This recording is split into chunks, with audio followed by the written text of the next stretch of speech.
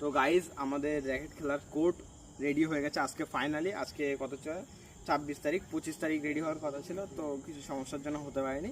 আজকে 26 তারিখ আমাদের কোর্ট পুরোপুরি রেডি হয়ে গেছে। ফাইনালি আমরা আজকে থেকে খেলা শুরু করব। এখন 6:55 বাজে, ঠিক 8টা থেকে 9টার মধ্যে আমরা খেলাটা চালু করব আর খেলবো। তো দেখি প্র্যাকটিস করে প্রথম দিনটা কেমন লাগে, আর অবশ্যই তোমাদেরকে জানাবো। আর কোর্টটা একটু ঘুরে দেখাও, তো আমি তোমাদেরকে দেখাচ্ছি, দাঁড়াও জাস্ট সুন্দর করে এখান এরকম জায়গা থেকে দেখাচ্ছি।